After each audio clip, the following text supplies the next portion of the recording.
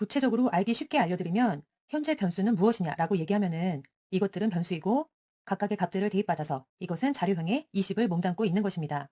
이것은 B라는 자료에 5를 담고 있는 것입니다. 하나의 각각의 자료식으로 생각하시면 됩니다. 그리고 메인 메소드의 스트링이라고 돼서 이 부분은 배열이라는 것이죠. 이 스트링 문자 배열에 args라는 변수가 있습니다. 그리고 아까 우리가 배웠던 내용 중 calc라고 있죠.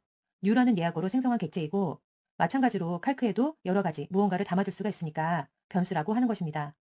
근데 이것은 객체를 담아둔 거예요. 그렇다면 이제 변수도 지역과 전역 변수가 있겠죠. 현재로서도 메인 메소드 내에서 현재 있는 A, B 이 두 개 내용은 calc에 해당이 됩니다. 특성은 이 중괄호 블록 내에서 선언된 특성이 있다는 거죠. 즉, 지역 변수, 로컬이라고 얘기하는 것입니다. 그리고 우리가 들을 수 있는 얘기 중에서 매개 변수다, 파라미터다 이런 말들이 있죠. 메인 메소드의 스트링 배열의 args, 얘가 매개의 변수가 되겠습니다. 메소드라든지 이런 생성자에 넘겨주는 변수가 되겠습니다.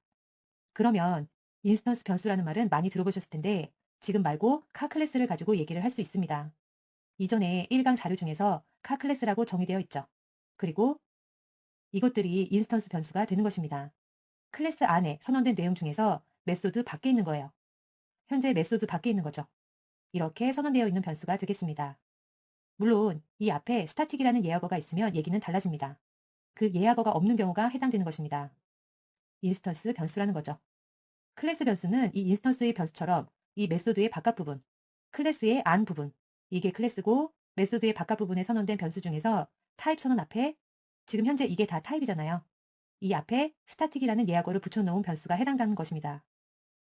물론 현재는 클래스 변수가 없습니다. 이렇게 클래스 하나 새롭게 생성을 했습니다. 신규로 했고 예를 들어서 메인 메소드를 없이 해놓았다라고 했을 때 여기에 이렇게 정의할 수 있겠죠. 클래스 내에 있지만 밑에 만약 메소드가 있다면 메소드 밖에 있게 되는 겁니다. 현재 이것을 이야기하는 거죠. 하지만 이 앞에 스타틱이 붙어 있다면 바로 인스턴스 밸류어블이 아니라 클래스 밸류어블이 되는 것입니다. 그래서 지금 메소드가 있는 상태고 메소드의 파라미터라는 명칭은 어디를 얘기하냐면 이 부분인데요. 즉, 이것은 파라미터의 타입이고 파라미터의 변수가 이 위치가 되는 것입니다. 메소드 내, 그러니까 중괄호 블록 내에 있는 이 변수는 이 내에서만 되니까 지역 변수라고 합니다. 즉, 로컬 밸류어블이 되는 거죠. 보시다시피 총 4가지의 변수 타입이 존재하는 이유는 각각의 변수마다 생명, 활동, 주기가 다르기 때문인데 먼저 로컬 밸류어블, 이 지역 변수는 여기 선언된 내에서만 활동이 가능합니다. 선언된 내라는 것은 이 중괄호 내에서만 가능하다는 것입니다. 그리고 파라미터 밸류어블, 여기에 해당하는 메소드가 호출이 될 때 시작이 되는 것입니다. 그런데 안타깝게도 이 메소드가 끝나면, 즉 여기를 얘기하는 거죠. 빠져나오면 같이 종료가 되는 변수입니다. 그리고 인스턴스 밸류어블, 이 인스턴스 변수는 해당 객체, 이 포라는 클래스가 객체가 돼서 쓴다면 그 객체가 생성이 될 때 이 라이프 타임이 시작되고 그 객체를 참고하고 있는 다른 객체가 없다면 소멸하는 것입니다. 그리고 이제 클래스 변수, 얘는 클래스와 함께 존재되는데 클래스가 생성될 때 시작해서 얘를 자바 프로그램이 끝날 때 소멸되는 부분입니다. 그래서 이런 개념들을 잘 익숙하게 숙지하시길 바랍니다.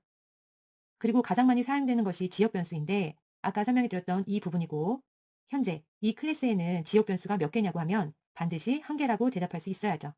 여태까지 강의를 들으셨다면. 그런데 메소드 2를 만들었어요. 2에도 위와 동일한 변수명이 정해진 거죠. 얼핏 보긴 똑같지만 이것과 이것은 다른 변수입니다. 왜냐하면 지역 변수의 생명을 얘기한다고 바로 설명해 드렸던 것처럼 중괄호 이내에서만 유효하게 사용되는 것입니다. 그런데 둘 다 지역 변수이기 때문에 얘는 이 내에서만 유용하고 얘도 이 내에서만 유용한 것이기 때문에 변수가 다릅니다. 그래서 이 부분을 약간 수정해 본다면 if문을 통해서 어떤 비교를 한다든지 아니면 불리언 값으로 true, false를 했을 때 true면 어떻게, false면 어떻게. 물론 이렇게 깊이 들어간다면 else if가 들어가겠죠. 여기에서 간단하게 if 조건문을 줍니다. 조건을 준 다음에 여기에 true를 넣고 이렇게 조금 수정을 해줬습니다. 그런데 만약에 이게 분리가 된다면 현재 true에서 분리하고 있다면 레드라인이 없어졌죠. 첫 번째, 이 if 조건에 해당이 된다면 이것을 실행하라는 것이고 그런데 이 메소드 2 안에 똑같은 변수 두 개가 있는 거죠. 그렇다면 이제 같은 블록인데 현재 얘는 같은 것일까요? 다른 것일까요? 메소드 안에 있지만 메소드가 여기부터 여기까지일 때 지역 변수의 범위는 중괄호 안에 있는 것이라고 했죠. 얘는 또 다른 중괄호가 선언된 안에 있는 것입니다. 그래서 위에 있는 변수와 아래에 있는 변수가 이름이 같아도 이것은 서로 다른 부분이 되는 것이죠. 그런데 아까처럼 일단 중괄호 제거하면 얘는 레드라인으로 당연히 나오죠.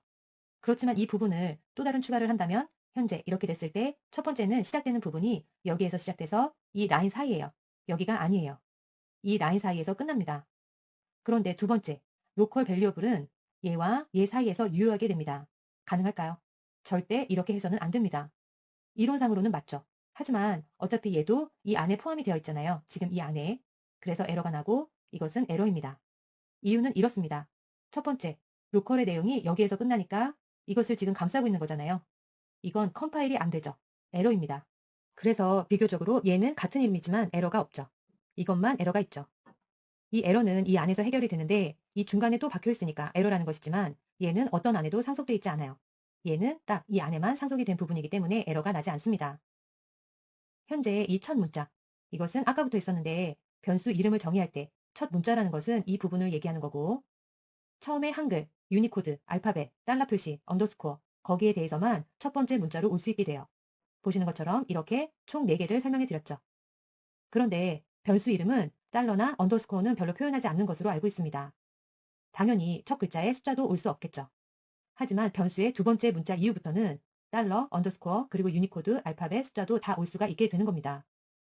근데 특이한 거는 상수인 경우에는 전부 대문자로 취급합니다. 바로 이렇게 정의를 하는 거죠. 즉, 단어와 단어 사이에는 구별을 당연히 해주셔야 하고 여기서는 언더스코어로 구분을 합니다. 상수라는 것은 변수와 반대죠. 변수는 자료를 만들어 놓고 자료를 원하는 대로 넣는 것이고 상수는 변경이 안 돼요.